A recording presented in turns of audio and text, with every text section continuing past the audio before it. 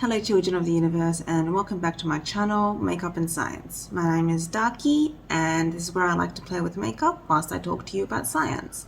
And today I am just going to do a chatty get ready with me. I just have a little bit of lip gloss on at the moment and sunscreen, and I'm just going to get into it. I'm just going to start off with primer, which is a sample that I got, a freebie Cover FX primer.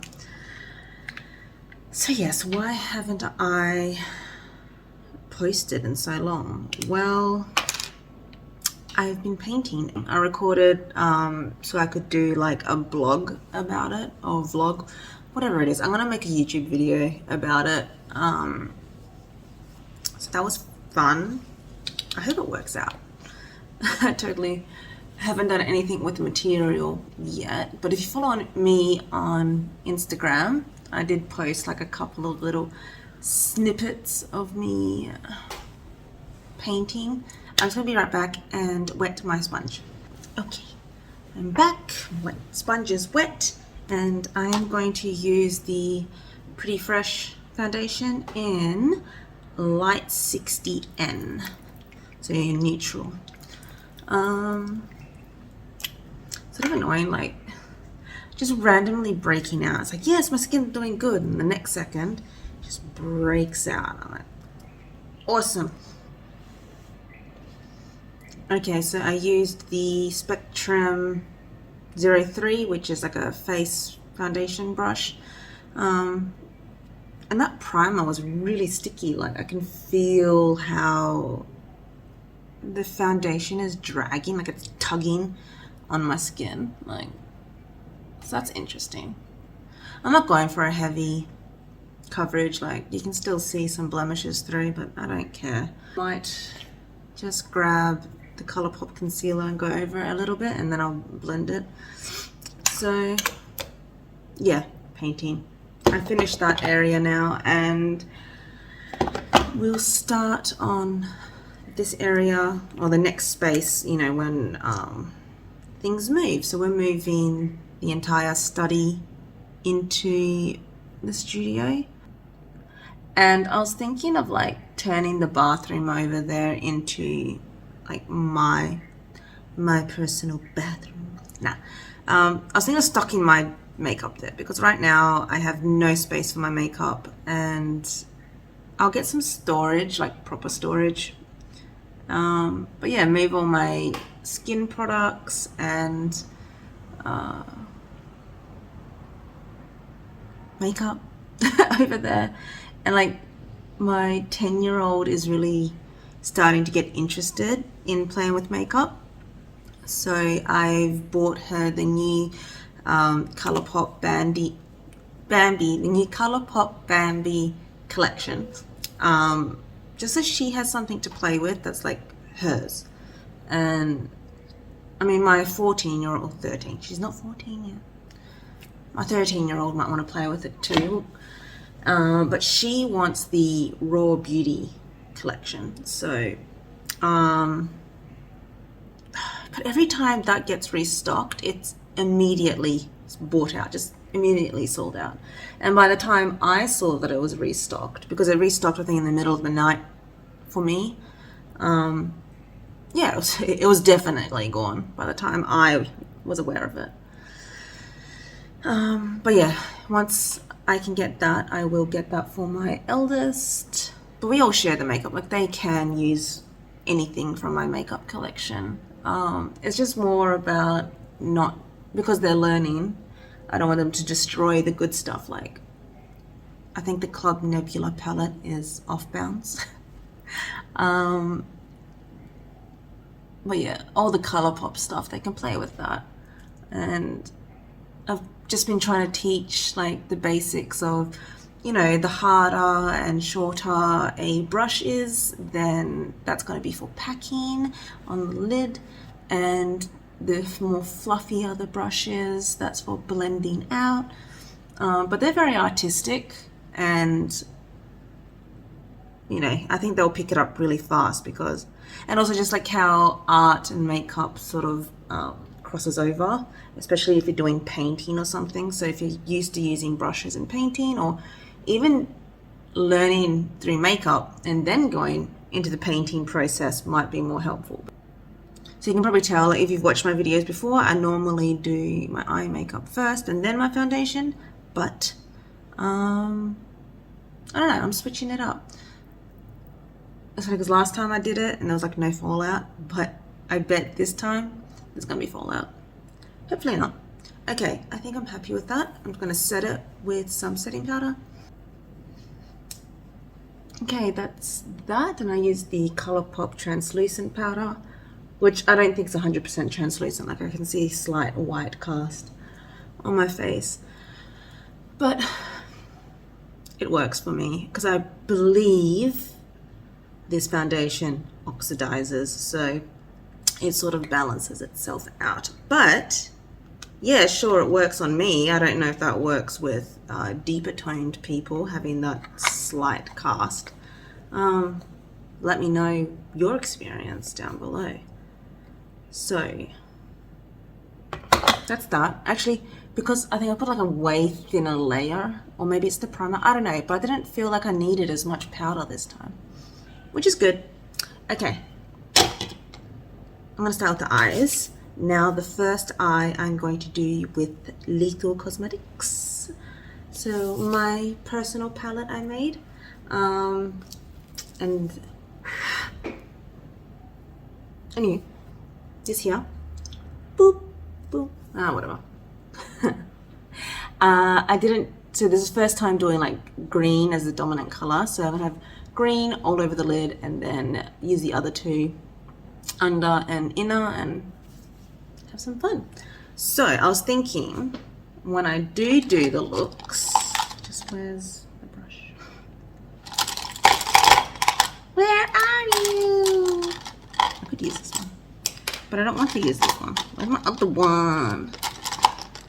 I just like reorganize how I have stuff. So like I have Hotel Transylvania cups to have my face brushes and then my eye brushes and then all my eyeliners and mascaras and stuff. Oh my god, where is it? I'm like losing my mind here. Okay. Oh, I forgot to do eye primer. Where are you? So I have really been enjoying the Tone Activator by Kaleidos. Yeah. I always have to double check how to say it because like I watch Angelica so much, Angelica Nyqvist, and then she says that she says it wrong, and I think that I've picked up on how she says it, so I need to always stop myself. I'm like Kaleidos. Okay, it's correct because she says Kaleidos, and sometimes I say it and I get mixed up between wait, what am I saying? Which is correct? But you know what? It might not even be a kaleidoscope. I wonder if Kaleidos has said this is how we pronounce our name properly. I should probably look it up. But if you do know, comment below. Alright, so this look, when did I wear it? I was thinking I could talk about like the events. Oh yeah, I went to work.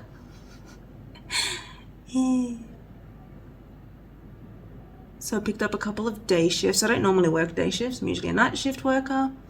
And it's good because I want a heavier workload. And night shift is different in its workload. Like it is very hard mentally and very physically because it totally messes with your sleep deprivation and your body health and your mental health. It's just so unhealthy doing night shift. But you know, someone has to do it, and I do enjoy night shift. I think if I was working in a busier place where you're active through the entire night shift, it would be better for me. Oh yeah, I'm using the Sigma E55, and this is working way better than the brush I used last time. Yeah, I like to be busy at work. I like to be active, and really just I'm also super organized. So I can work in a really high stress, busy environment and thrive. It wouldn't faze me. Wonderful. So sorry, I just like stopped and started.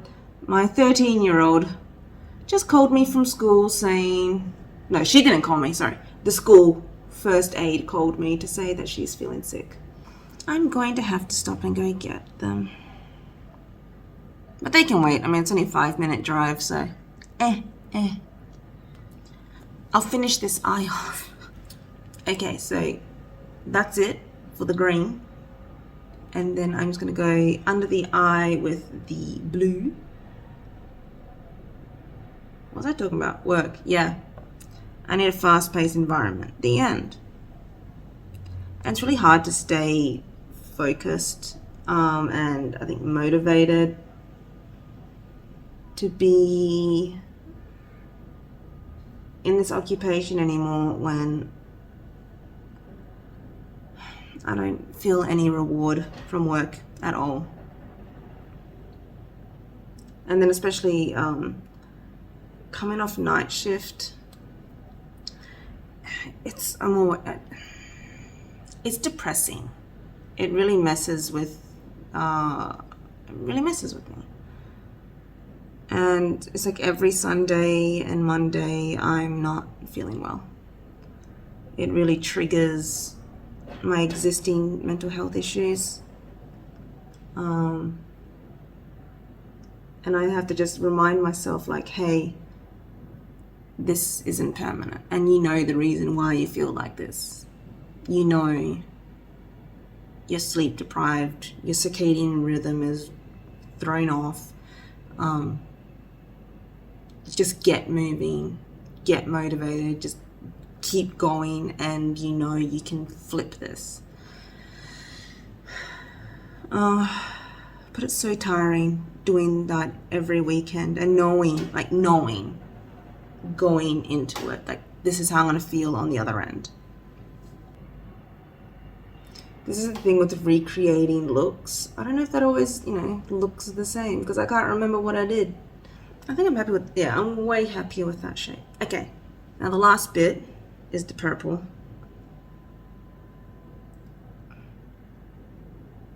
Okay. Wait, was I meant to use this? I don't think I was meant to use the matte. I think I was meant to just go straight in with the shimmer. Oh well. It's there now. I need to press it in and blend it out. I'm sure people are going to be like upset with me that I'm even complaining because I'd have a job. I'm sorry. I'm not quitting. No. I'm just saying that I think I'm better suited for a different environment. And, everyone wants to be able to be their best self. To be able to bring, the best game to the table. And that's it. That's all I'm saying. I want to be able to give my best in my vocation. Alright, so I'm actually going to go in with the highlighter to brighten that corner up. Okay, so that is the color for now, actually. Just going to use, what is fluffy? This A08, more like fluffy brush, and I'm just going to put a little bit of highlighter up here on the brow bone. Because I'm not used to having like just such a massive gap of nothingness. So just a touch to finish the eye look off. And then I am going to go get my child and be right back. I have returned and the child is home. Hi. Okay. I'm actually feeling better now because there was some bopping music on in the car. Had some No Doubt with Don't Speak, and then Paid Paradise to put up a parking lot. That one. Okay, I am going to finish this eye off with mascara, liquid eyeliner, and the cream gel eyeliner.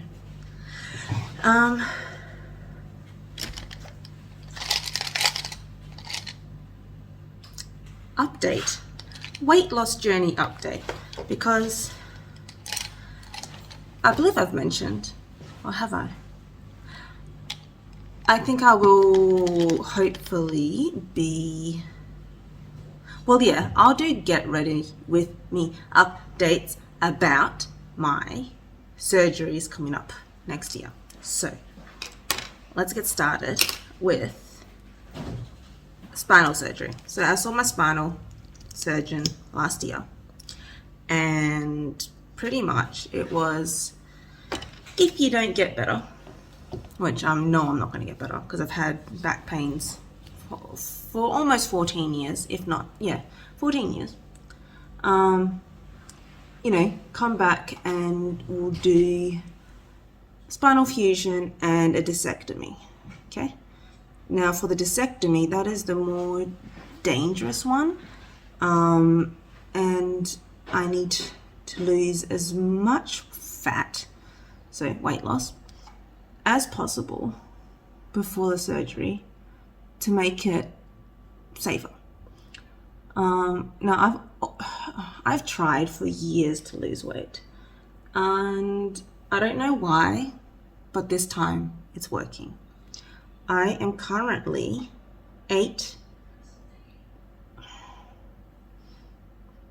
I'll get to it later.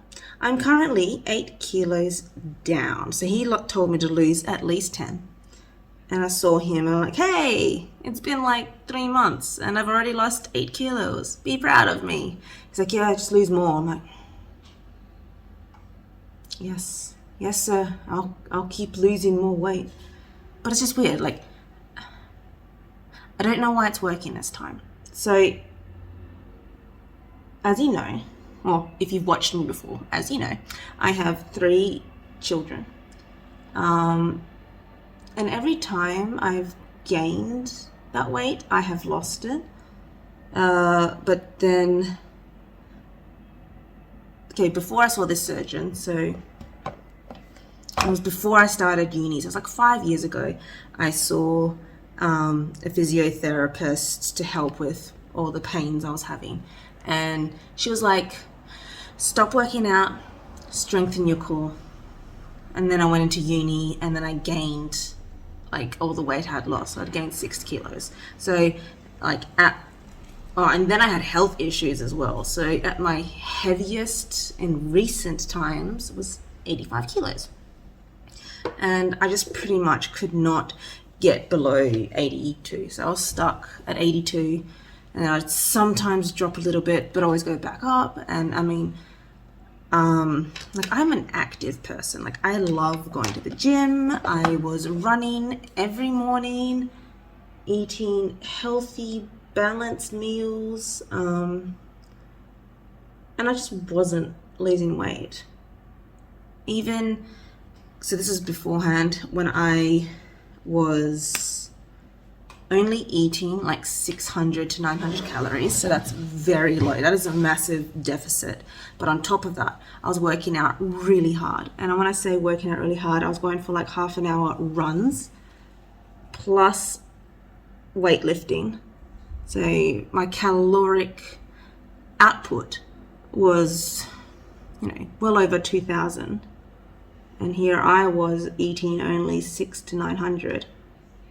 And I wasn't losing any weight. And then I'm like, okay, well, that was silly. Don't do that again. And so instead, I continued to just eat a healthy, balanced diet and work out and still didn't lose weight. And then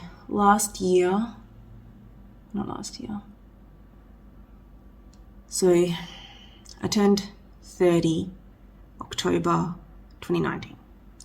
And then with the money I got from like my 30th birthday, I went and signed up for a year's membership at a gym. And then I also bought like 3 months worth of personal trainer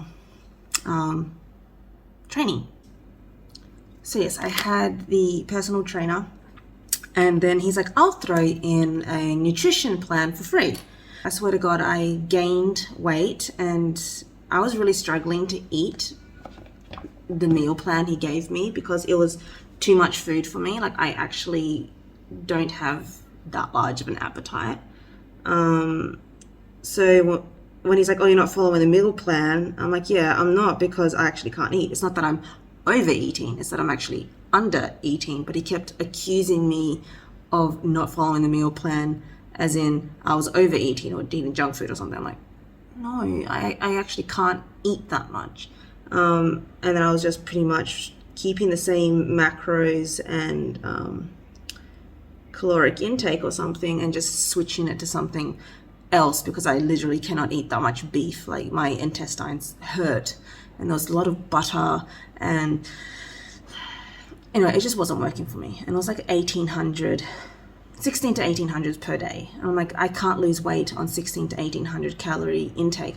That's too much for me. But he just pretty much wasn't listening to me, and I wasn't really getting anywhere with my weightlifting either. And it was a horrible personal trainer, honestly. Let's talk about this time. But first of all, this is this eye finished, and I am going to move on to the next eye, which is with the one and only Club Nebula palette by Kaleidos and Angelica Nyqvist. And this is my purple look. So if you watched any of my other my other Club Nebula videos, I am doing all monochromatic first, and then I want to start playing with different color combinations.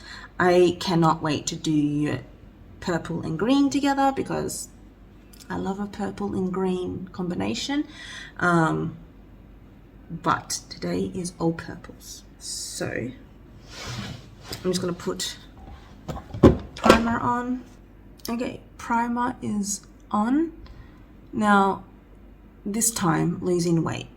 So I've been listening and reading to a lot of like scientific journals about, how weight loss works, how the body's metabolism works, and all that sort of stuff. So pretty much I already knew that when it comes to weight loss, it's nothing about the time you eat and micronutrients and all that sort of stuff. Like, if you're going to do micronutrients, it really is only for like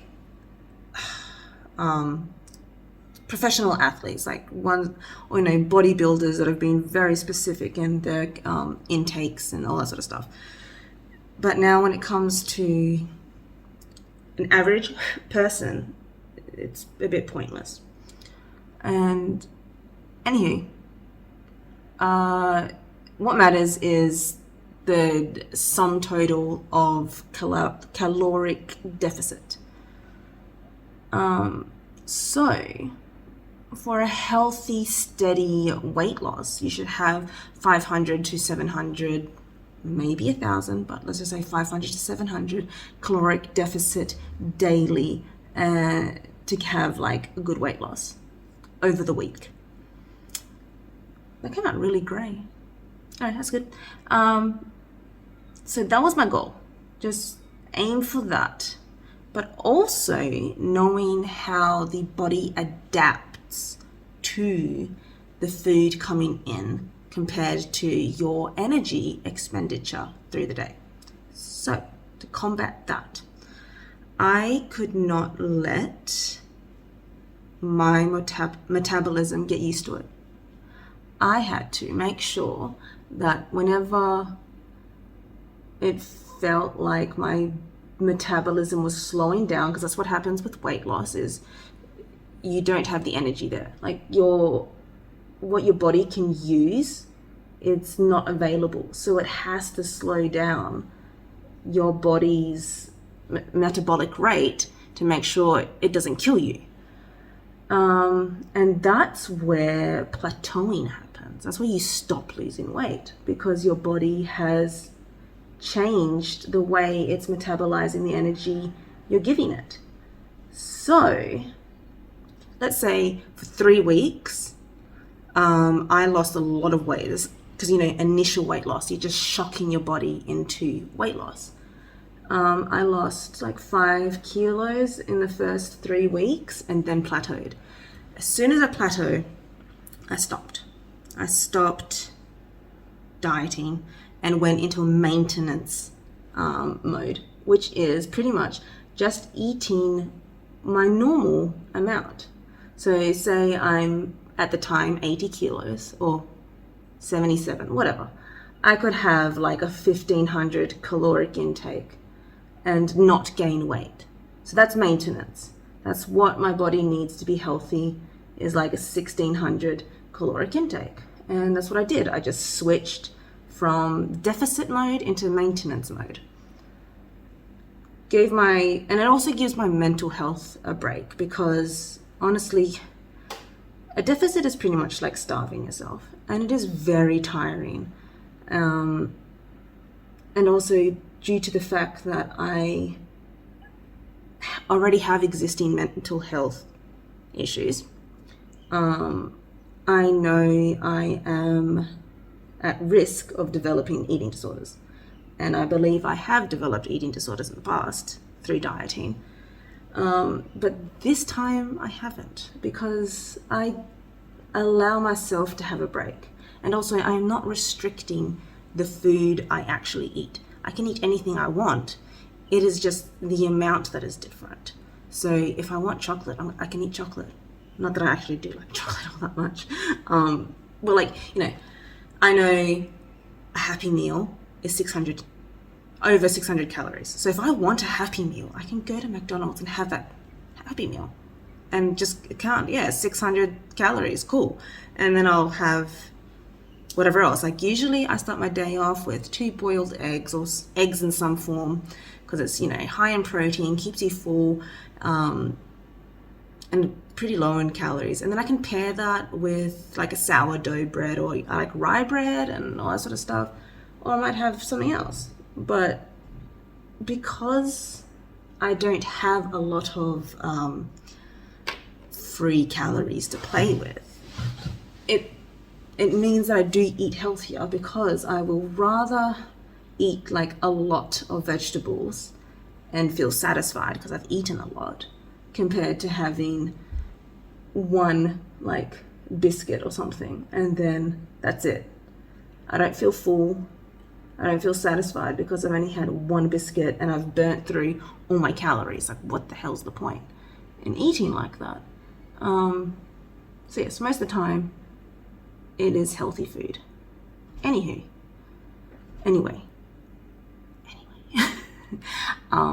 So yes, it's working this time.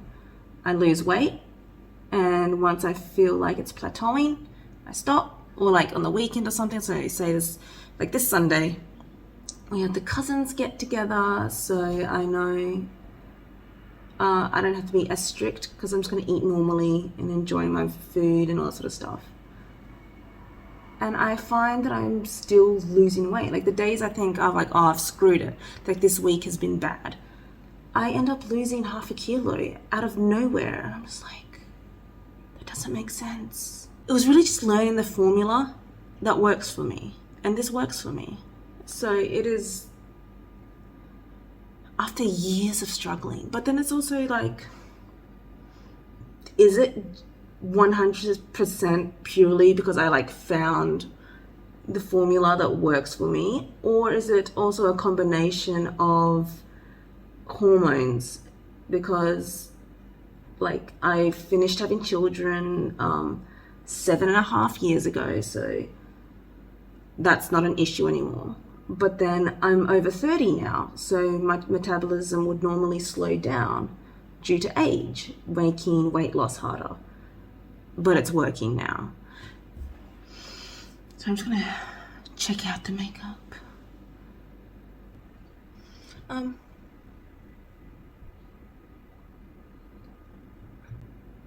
Okay, so that is my weight loss for now, and the spinal surgery and stuff. So the second surgery that I'm planning to do, I'm just going to use my finger for this. My abductus rectus, so the central abdominal muscles, that plays a massive role in your core strength. They were torn, or not torn, they're stretched by, pregnancy. And I actually remember the feeling of them sort of tearing when I was pregnant the first time. I remember complaining to my mom that it felt like I had to hold my stomach together because it just hurt. So it's sort of like I wish that I had help then. Like maybe it would be a different story if I had core strength exercises as a pregnant person. I don't know if that's a thing. Maybe it would be a good thing if it was, but I remember my muscles splitting whilst pregnant. And I wasn't very big with at that point. I mean, I get big when I'm pregnant. I'm short with a short torso. There's nowhere for the baby to go but out. To fix that, I have to have a tummy tuck, which I said I never would have. But so in Australia, we have Medicare, and something was wrong with me. So I'm like, well, can I get it fixed then? Because my core muscles are shot. It is causing me to have back pain. So I believe that, it contributed to the worsening of my back pain, because when you have split abdominal muscles, it pulls on your back, your lower back muscles, and puts a lot of back strain. So I have effed muscles at the front and effed back, and then it's just all effed up. But anywho, I believe it was in 2016 that a Liberal Party woman scrapped that from the Medicare list so that we cannot get that surgery to fix us because of pregnancy. So yeah, my only option is to privately pay for abdominoplasty to fix this major issue in my body. So as I said, I was never planning to have this kind of surgery in my life, but it has become a necessity for me to be pain-free, which is my goal. My goal in life, or my current goal, I should say, is to fix my body so I can be pain-free for the rest of it, because chronic pain sucks. And I want to be able to lift like 100 kilos plus. And I can't do that if my core muscles are compromised and I have a bulging disc. So I have a amazing surgeon. I'm going to link his details below because he does have an Instagram page and you can see his work. So if you're in the Perth vicinity, or I would highly recommend to travel for this kind of high quality plastic surgery, because he cares about his patients. And you're like, well, how do you the way he talks, you can tell he is a healthcare provider that truly cares about his patients. How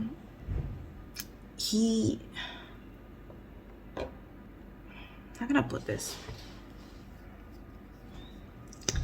So he was explaining how when he was learning to do abdominoplasties, that his mentor was like, this is good enough. The patient doesn't care about how the scar looks because they just want to be skinny. And Dr. Adrian Brooks was not happy with that outlook on patient care. And rightly so, because it's like, well, yes, some people do just want to be slim. But usually it's because of body dysformities. Like they want to fix their bodies to look beautiful. So having an ugly scar doesn't really help. Like, hey, maybe I'd rather be fat, or maybe I would rather have saggy skin instead of having these ugly scars. Sorry. So as I was saying, he wasn't happy with the idea that, you know, you can leave people deformed after a very big, expensive plastic surgery. So what he went and did was chose to learn how to do better, safer surgeries. So one of the things that he learnt about was how to do liposuction in areas that were deemed unsafe. So they keep the blood vessels intact that are connected to the skin, which are obviously very important because you don't want your skin to die through lack of blood. So they very carefully like lift the skin up in the middle of the stomach so that they can liposuction that area safely, which gives you a flat belly afterwards. Like I saw before and afters, like straight after surgery as well. You could literally see the six-pack sort of thing. He's like, be as fit as possible, work out, be strong. One, it makes recovery much easier, but two, you'll be able to see your muscles underneath, which is exciting because apparently, traditionally, you can't liposuction the center of your stomach, which is really weird. So I just used the Moon Cruiser highlighter on the brow bone there, and I'm just going to contour, blush, etc. Get into that. Yeah, so that was insane. And I love that he's passionate about doing the best job. The other thing is, like I learned this a few years ago, that when you get liposuction normally, they have to keep drains in you to get the fluid out, which is weird because that's what your lymphatic system does. It moves fluid around. So what he was explaining is that he keeps the lymphatic system intact. Like, why? That's a very good thing, but like, why didn't people do that to begin with? So, like, oh, this is the other thing. When he does abdominoplasty, it's not just the front. He recommends, and after seeing the differences, doing a 360 body lift. And I was like, wow.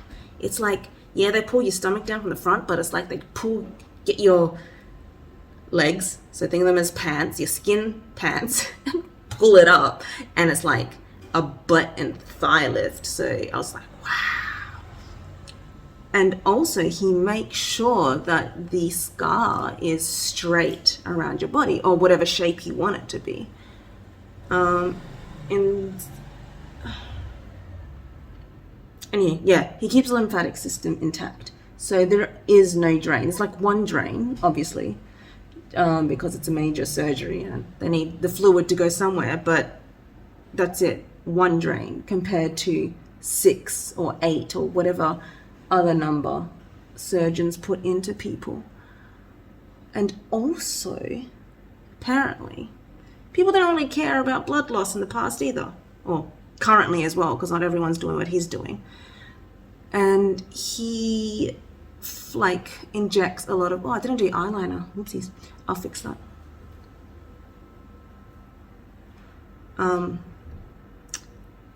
Yeah, he injects a lot of adrenaline, which is like a vasoconstrictor. And so when he cuts into you, there's very minimal bleeding. So it makes the surgery so much safer due to the fact that you're not losing as much blood. And also with having less drains kept in you afterwards, that means that there's less wound sites. And every wound site means that there's a potential for infection. And you do not want to get an infection after a major surgery, because obviously that can lead to gangrene, limb loss, graft site loss, major scarring, septicemia, death, etc. You do not want that. So that he completely eliminates the percentage, rate of infection, the possibility of infection happening is wonderful, and just makes it so much safer for you. and more comfortable. What's the other things? Sorry, I had to disappear a little while. A lot of stuff happening in the kitchen, so just ignore the cutlery. And I'll get back on point in a second. I do remember where I was, but I did return with a lavender cake. I have dubbed this my death cake because I just so happened to make it the first time the day after my father passed, and I was serving it in the house to family and guests that were visiting, and just the March the 6th that just passed is his 1-year memorial, and it's become my death cake. So I will make it every year for him, but also any future passings, memorials that I feel to make something. So anywho, an odd thing, but I wanted to like create my own traditions. It might be an odd one. I don't know. Like, different cultures have different things. Maybe you can comment below what's normal cultural death things in your nationality, ethnicity.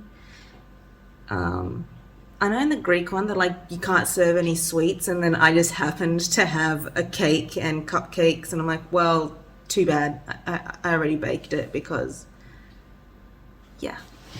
So this is going to become my tradition. My lavender death cake is delicious, in my opinion. I love lavender, and it's a good cake. And also my coffee.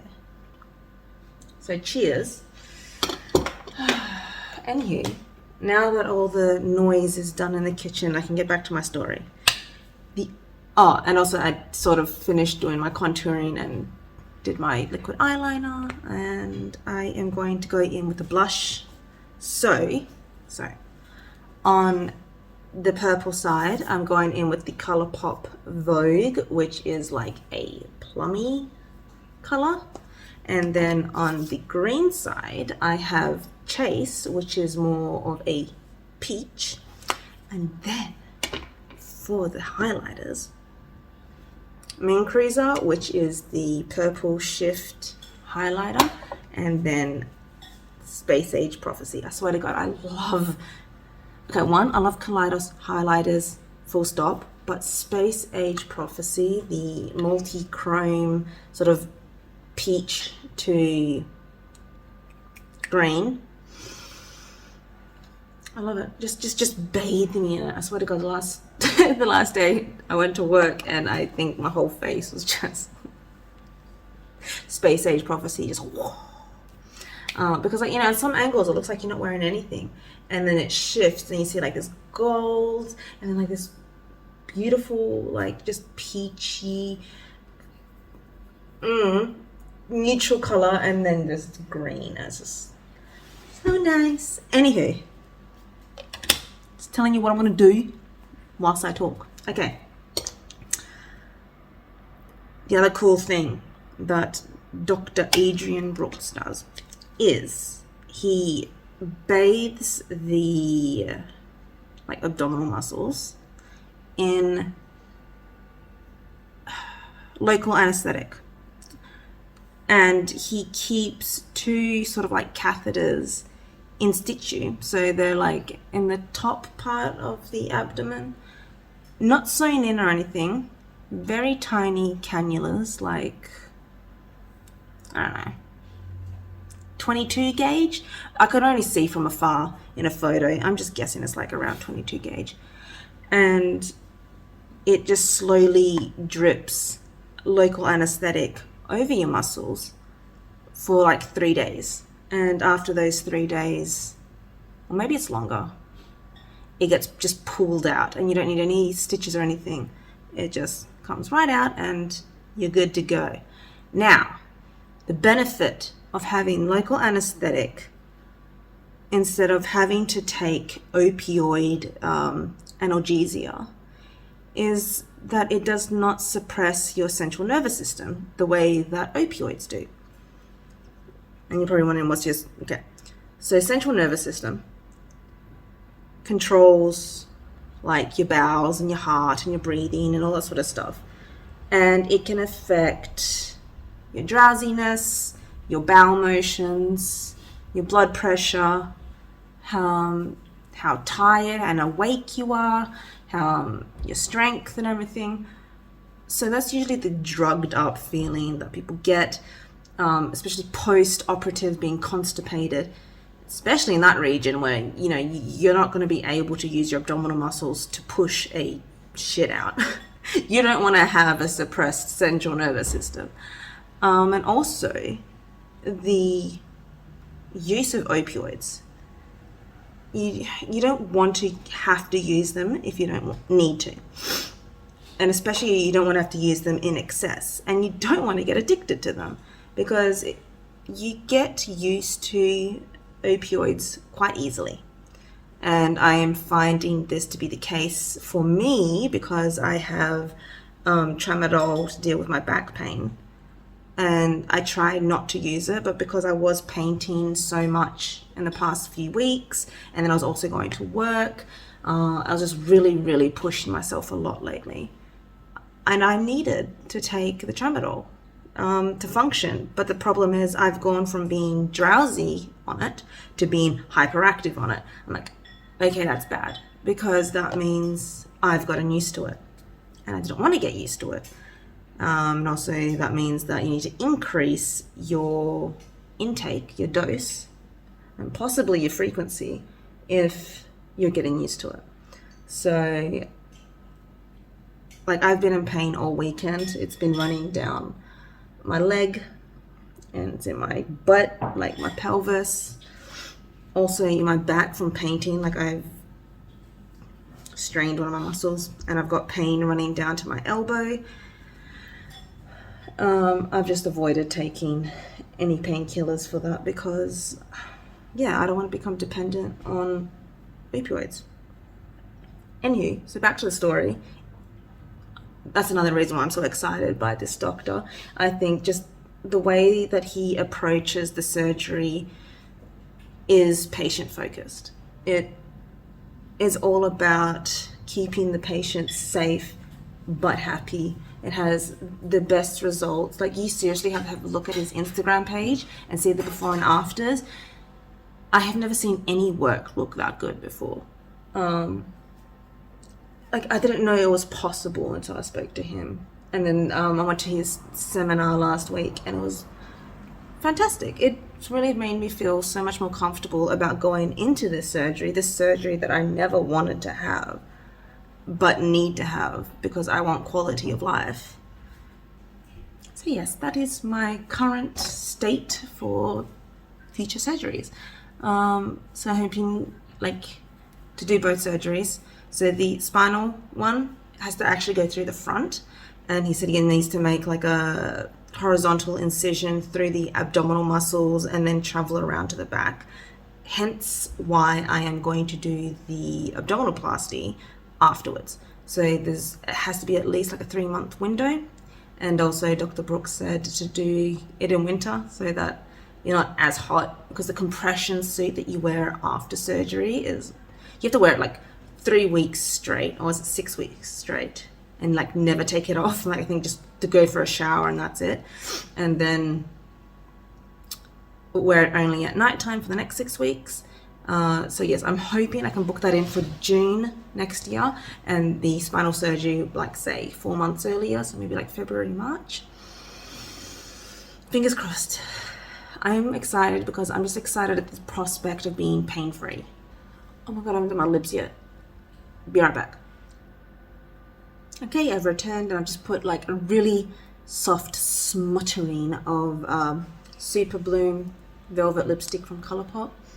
I've just been enjoying this very soft look, which is very K-beauty inspired. Husband has been watching a lot of Korean drama. I love it because like I'm the one over here watching like true crime, and I have always loved like forensic shows and cop shows and stuff like that, mystery shows. And then he's sitting in the lounge room watching his K-pop rom-coms. I love it. Anywho, this is the finished look. So this here is my, I guess, more warm green toned look. And then this side is my purple and cool tone look. And yeah, I hope you enjoyed sitting down, watching me, listening to me talk and rant. And I'm sorry if I dragged on. I'm still not used to talking to a camera. And it was a hectic morning. Gonna enjoy my death cake and coffee now, and yes, I'm gonna get started on my next science tutorial video, and I hope I'll see you there. So all the products I use are going to be in the description box below, and you can find all my other videos on my channel. I hope you enjoy watching me. If you did, click the like button below, consider subscribing if that's your thing, and leave a comment about anything. Tell me which eye look you liked more: Lethal Cosmetics in green, Club Nebula in purple. And yes, I hope you have a wonderful day, week, month, and hopefully I'll see you again soon. So bye.